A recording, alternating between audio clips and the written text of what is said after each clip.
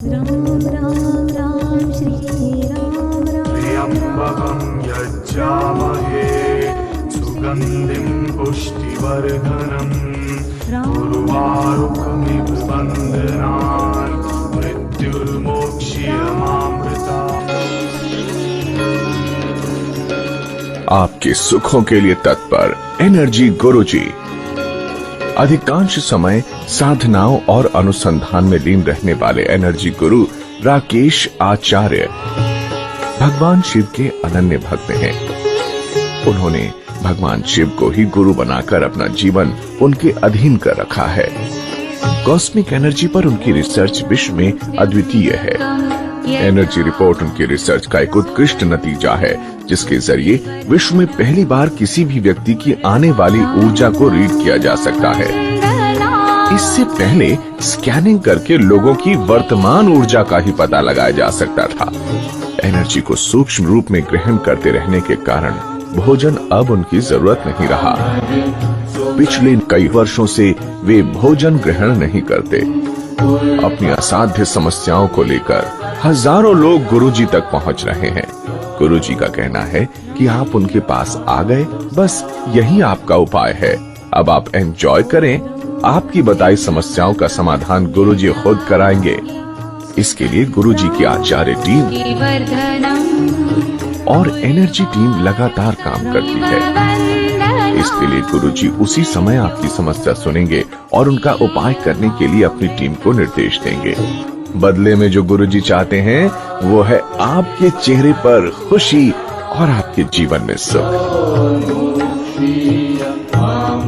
तो आप भी आए गुरुजी के पास और मुस्कुराते हुए वापस जाएं। राम मृत्युंजय योग में आपका स्वागत है। मृत्युंजय योग एक अभियान, एक मूवमेंट, लोगों की ऊर्जाओं को ठीक करने के लिए, लोगों के मन को ठीक करने के लिए, लोगों को सकारात्मकता से भर देने के लिए, सकारात्मकता प्रदान करने के लिए इस अभियान में आपको शामिल होना है। बिना सकारात्मकता जीवन के सुख कहाँ। नकारात्मकता तो हम भोग ही रहे, चाहे हम कई आलोचनाओं में पड़े हुए हैं, चाहे हम रोज बात बात पे गुस्सा कर रहे हैं, चाहे लोग हम पे गुस्सा कर रहे हैं, चाहे समस्याएं हमको परेशान किए डाल रही, नकारात्मकता ने डुबो दिया है। आज मानो जो है नकारात्मकता से डूबा पड़ा हुआ है। ऐसे में सकारात्मकता को ढूंढना, उसको लाना, अपने जीवन में शामिल करना, उसका सुख उठाना, ये बड़ा जरूरी हो गया है और बड़ा आसान है। ऐसे में इतना ही आसान है कि गिलास में रखा हुआ पानी आपने उठाया पी लिया, उतना ही आसान है अपनी ऊर्जाओं को ठीक करना, अपने जीवन को सकारात्मक बनाना, अपने जीवन से समस्याओं को हटाना सकारात्मकता के द्वारा और अपने जीवन को सुखी बनाना। खुद सुखी रहना, दूसरों को सुखी बनाना, यही तो जन्म का उद्देश्य है। बहुत से लोग भटक रहे होते हैं कि हमारा जीवन क्यों है, हम कौन हैं, कहाँ से आए हैं, कहाँ जाएंगे, क्यों पैदा हुए। कई सवाल निरर्थक होते हैं। बचपन में हम छोटे थे तब से हमको बताया जा रहा कि हम आत्मा हैं, आत्मा परमात्मा का अंश है, तो जाहिर से हम परमात्मा से आए हैं और आत्मा है, ये हमारा परिचय है। कहाँ जाएंगे, वापस फिर परमात्मा में चले जाएंगे। क्यों आए, एक सवाल केवल इतना बचता है कि क्यों आए। खुद सुखी रहें और दूसरों को सुख दें।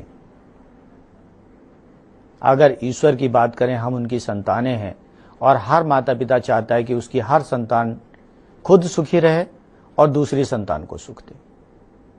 यही ईश्वर भी चाहते हैं। तो सुखी रहने के लिए जो सबसे अनिवार्य विषय है वो है आपका कर्म, और आपके कर्म में से ये भी शामिल है कि आप अपनी ऊर्जाओं को ठीक रखें। जैसे बीमार शरीर आपको तकलीफ देता है, वैसे ही आपकी बीमार ऊर्जाएं, बीमार आभामंडल, बीमार ऊर्जा चक्र, ये भी तकलीफ देते हैं।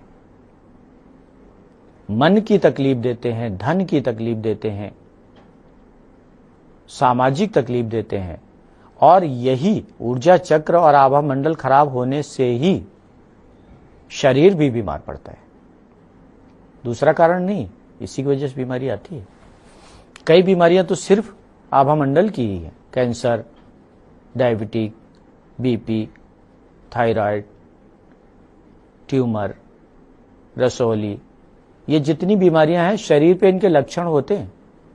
बीमारियां जो हैं वो इथरिक बॉडी के हैं, सूक्ष्म शरीर आपके आभा मंडल की है। चर्चा करेंगे हम इस पे, कैसे इन पे कंट्रोल करें, कैसे इनको आने से रोकें और आने के बाद कैसे उनको समाप्त करें ऊर्जाओं के जरिए। आज हम बात करेंगे कुछ लोगों के जीवन में प्रेत बाधा होती है। गंभीर विषय है। कुछ लोगों के जीवन में प्रेत बाधा होती है, ऊपरी बाधा वो बोलते हैं उसको, और उससे वो परेशान हुए चले जा रहे होते हैं। सबसे पहले ये जाने कि ऊर्जा की परिभाषा में प्रेत बाधा है क्या।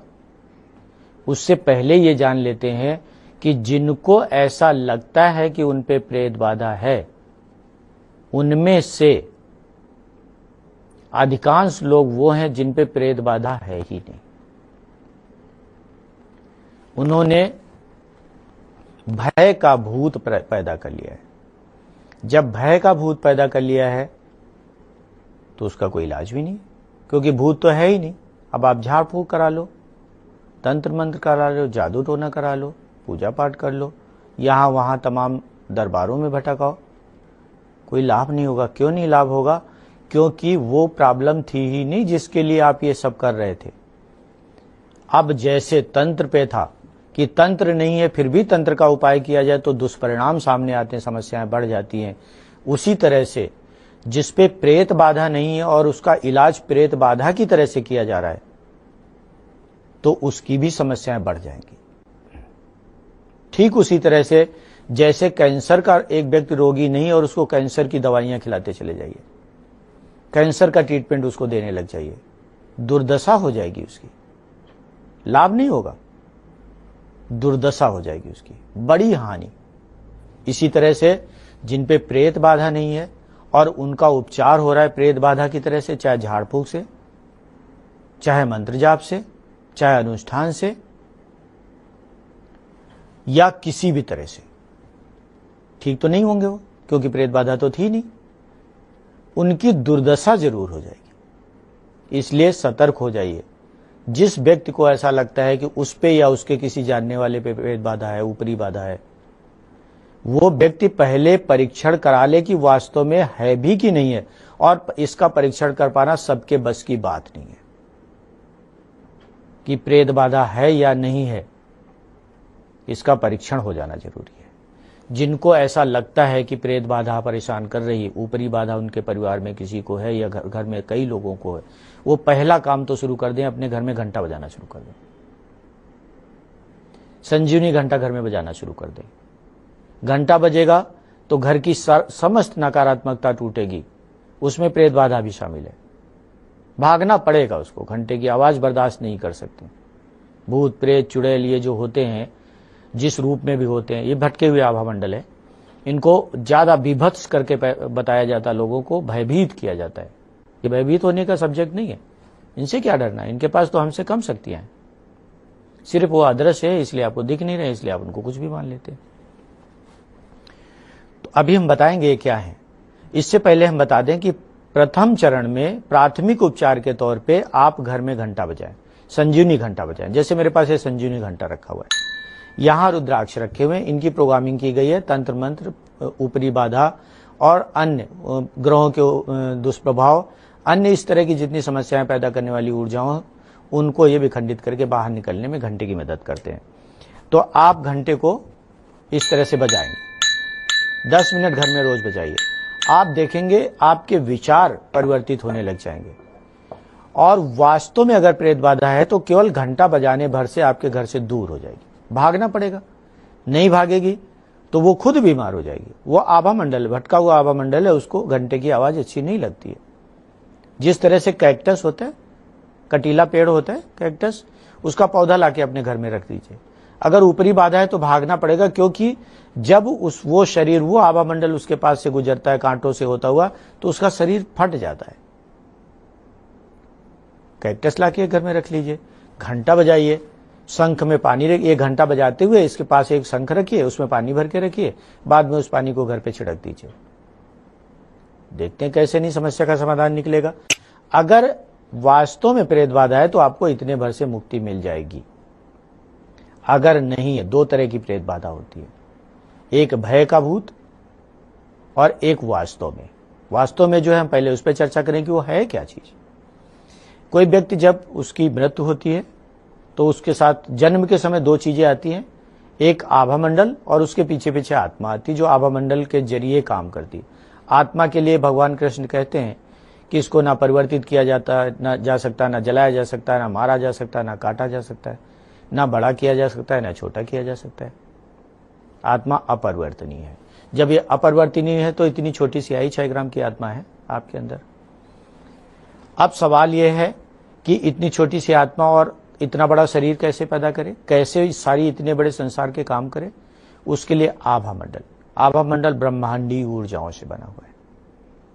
ये आपके अंदर आया, इसके अंदर आत्मा आई, और जब मृत्यु हुई तो इन दोनों को एक साथ जाना होता है। किसी वजह से मृत्यु के समय व्यक्ति के विचार भावनाएं इधर उधर फंसी हुई है, मेरे इस बेटे का क्या होगा, मेरी बेटी का क्या होगा, मेरा ये काम अधूरा रह गया, मेरा ये रह गया, भटकाव जिसको कहते हैं। तो आभा मंडल क्या होता है, भावनाओं के साथ विचलित होता है, आत्मा विचलित नहीं होती। मृत्यु के समय, निर्धारित समय आ गया मृत्यु का, तो आभा मंडल तो इधर उधर विचलित होकर जुड़ गया, कनेक्ट हो गया, लेकिन आत्मा निकली और चली गई। जाना आभा मंडल को भी इसके साथ था, दोनों एक दूसरे की प्रॉपर्टी हैं, लेकिन आत्मा तो चली गई, अपरिवर्तनीय थी, उसको रोका नहीं जा सकता था। आभा मंडल किसी के साथ लगा रह गया, चूंकि वहां उसका लगाव, भटकाव लगा रह गया। अब ये भटक जाएगा, आत्मा के बिना जा नहीं पाएगा, इसको कहते हैं प्रेत बाधा। प्रेत कहते हैं इसको। इसका हाथ है, मुंह है, आंख है, नाक है, कान है, सब इसके पास है, आत्मा के पास नहीं थे, वो तो एक दिव्य स्वरूप था। तो इस तरह से ये भटक रहा है इधर उधर, और इसका कुछ तांत्रिक इस्तेमाल करते हैं, या ये अपने परिजनों के पास जाता है कि अतिरिक्त ऊर्जाएं मिल जाएं, उससे इसको मोक्ष प्राप्त हो जाए। इसको कहते हैं भटकती हुई आत्मा, भटकता हुआ शरीर।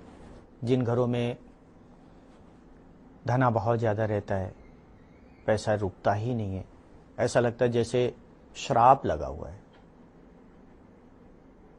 कर्ज मिट नहीं रहा है, पैसा आ नहीं रहा है, आ रहा है तो रुक नहीं रहा है, कमा रहे हैं, बहुत मेहनत कर रहे हैं, पैसा भी आ रहा है, लेकिन ऋण के रूप में जा रहा है। कभी उसको डॉक्टर ले जा रहा है, कभी ब्याज में जा रहा है, कभी एक्सीडेंट में जा रहा है, कभी किसी चीज में जा रहा है, नुकसान में जा रहा है,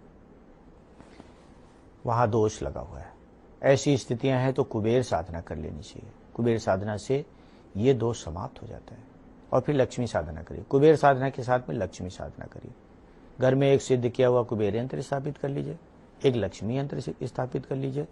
कुबेर और लक्ष्मी साधना का, कुबेर लक्ष्मी साधना उसको बोला जाता है।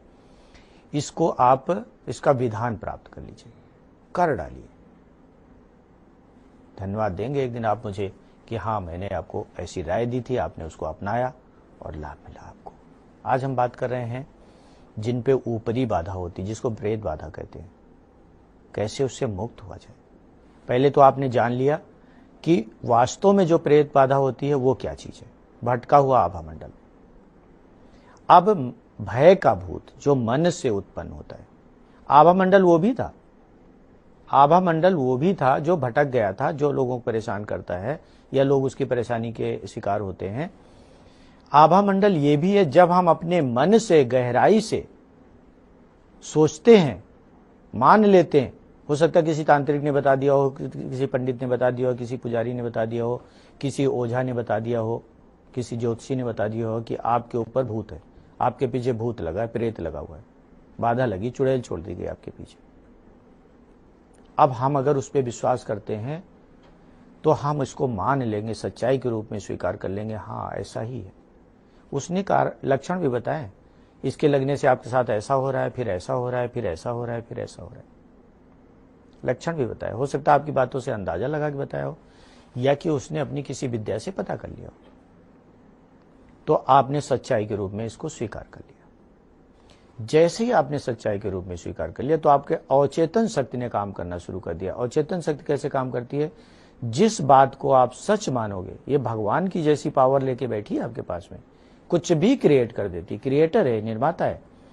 आप जिस बात को सच मानोगे और दोहराओगे मन ही मन में, उसको स्वीकार कर लेगा अवचेतन मन आपका, और अवचेतन मन की अवचेतन शक्ति उसको साकार कर लेगी। उसको दुनिया में कोई नहीं रोक सकता। जब आपने स्वीकार कर लिया कि हाँ हमारे ऊपर प्रेत बाधा है, ऊपरी बाधा है, और आप भयभीत हो जाओगे मन ही मन में, और मन ही मन में दोहराओगे उसको।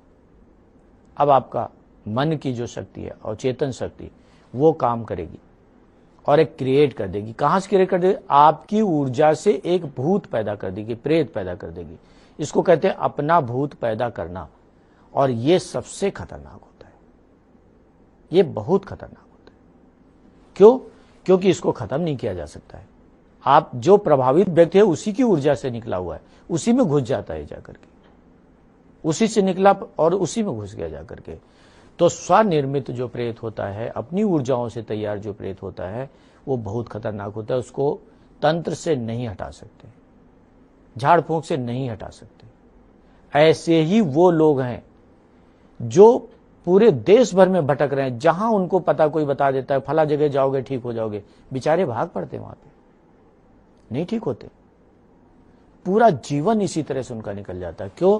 अपना प्रेत पैदा किया हुआ उन्होंने। बाहर का प्रेत हो उसको समाप्त करना 5 मिनट का काम, 6ठा मिनट लगेगा ही नहीं। इलेक्ट्रिक वायलेट एनर्जी जो ब्रह्मांड से पैदा होती है, जो बिजली चमकती है आसमान में, उसकी तरह से होती है। कुछ मंत्रों के जरिए पैदा हो जाती है, पैदा किया जाता है उसको, या जो लोग संजीवनी उपचारक हो डायरेक्ट पैदा कर देते हैं उसको ब्रह्मांड से लेकर के। जैसे इलेक्ट्रिक वायलेट एनर्जी आपने डाली, कैसा ही आभामंडल भटकता हुआ वो जल जाएगा, जल के नष्ट हो जाएगा। वो भाग जाते, वो रीडर होते हैं, उन्होंने देखा इस व्यक्ति के पास इलेक्ट्रिक वायलेट एनर्जी, वो भाग जाएंगे छोड़ के उसको 5 मिनट के अंदर अंदर। नहीं भागेंगे, ढिठाई करेंगे तो इलेक्ट्रिक वायलेट एनर्जी डाली गई, जल के भस्म हो जाएंगे, खत्म, फिनिश। इससे ज्यादा समय नहीं लगता है। लेकिन जिन पे वास्तविक भूत नहीं, वास्तव में भूत के परेशान नहीं है, अपना भूत पैदा किया हुआ है, उनकी क्या चीज जलाओगे, क्या खत्म करोगे? वही तो है, उन्हीं की एनर्जी जलेगी और उन पे प्रताड़ना बढ़ जाएगी एकदम से। इसीलिए ऐसे लोगों को जब झाड़ फूंक की जाती है या मंत्र पढ़े जाते हैं इनके ऊपर, तो इनकी छटपटाहट, इनकी बेकुलाहट बढ़ती है। कई बार थोड़ी देर के लगता है कि हाँ थोड़ी देर की राहत मिल गई, फिर वापस उसी मोड में आ जाते हैं। इनको बड़ी सावधानी से ठीक करना होता है। ये मन से भी बीमार हैं, ये डिप्रेशन में भी चले गए। ऐसे लोगों का जब आप चेक करेंगे, इनका बीपी नीचे जाता हुआ मिलेगा। जिस समय ये प्रेत बाधा के शिकार होंगे उस समय इनका बीपी चेक करिए, नीचे मिलेगा। क्यों हो गया? प्रेत बाधा के शिकार लोगों के बीपी हमेशा नीचे क्यों जाता? चाहे असली शिकार हो चाहे नकली शिकार हो, मन से शिकार हो। क्योंकि जब उनका बीपी नीचे जाता है तो मूलाधार चक्र की जो जीवन शक्ति है वो हमारे मैग्मेन चक्र, कटी चक्र, हमारे नाभि के पीछे पीठ पे है। ये बीपी का भी चक्र है, ब्लड प्रेशर को भी कंट्रोल करता है। ये छोटा हो जाता है, ऐसे सिकुड़ जाता है। जब ये सिकुड़ जाता है तब मूलाधार की ऊर्जा जो ऊपर जा रही थी पंप करके पूरे शरीर को, मस्तिष्क को, वो जानी बंद हो जाती, कम हो जाती, कमजोर हो जाती। तो ऐसा व्यक्ति कमजोर हो जाता है, निढाल हो जाता है, जीवन शक्ति कम हो जाती है। जिसके पास जीवन शक्ति कम हो जाती, उसी पे ये चीजें हावी होती, दूसरों पे नहीं। जीवन शक्ति कमजोर हो गई, मूलाधार छोटा हो गया, मूलाधार की शक्ति नहीं जा रही, तो उसमें जो है कॉन्फिडेंस भी चला गया इनका। अब ऐसे में बहुत मुश्किल हो गया। ऐसे लोगों को ठीक होने में कई महीने लगते हैं। बड़े एहतियात से इनका उपचार होना चाहिए। मनोचिकित्सक की भी सहायता ली जानी चाहिए। इनके बीपी को भी कंट्रोल करके चला जाना चाहिए, और इनका जो ऊर्जा का भूत तैयार हुआ है उसको भी खत्म किया जाना चाहिए। विधि मैं बता रहा हूं, समझ लीजिए आप। भगवान शिव से, शिव गुरु से मदद मांगनी है। उनकी महाकाल शक्ति जो है वो ऐसी शक्तियों को खत्म कर देती, चाहे असली भूत हो चाहे नकली भूत हो, उसको खत्म कर लेती है। करना कैसे है?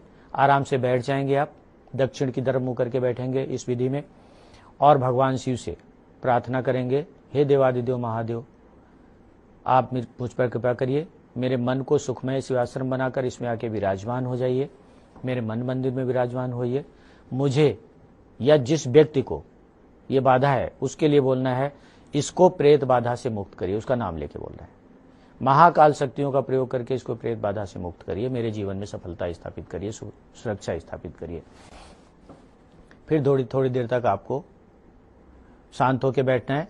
मूलाधार चक्र पे ध्यान लगाना है, कटी चक्र जो नाभि के पीछे है इस पे ध्यान लगाना है और भगवान शिव से कहना है, हे शिव आप मेरे गुरु हैं, मैं आपका शिष्य हूं, मुझ इस पर दया करें, मेरे मूलाधार चक्र पर, मेरे कटी चक्र पर महाकाल की शक्तियों को स्थापित करें, जिससे मेरे जीवन से प्रेत बाधा का शमन हो जाए।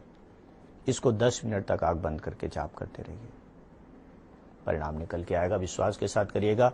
गुरु दक्षिणा के रूप में भगवान शिव को राम राम सुनाना। दक्षिणा वो दी जानी चाहिए जो सबसे प्रिय हो, और भगवान शिव को राम नाम सबसे प्रिय, इसलिए गुरु दक्षिणा के रूप में उनको राम राम सुनाना। धन्यवाद देना, धरती माँ को धन्यवाद देना, अपने मूलाधार चक्र को धन्यवाद देना, कटी चक्र को धन्यवाद देना, महाकाल भगवान को धन्यवाद देना, और विधि बताई है तो मुझे भी धन्यवाद देना। आपका जीवन सुखी हो, यही हमारी कामना है।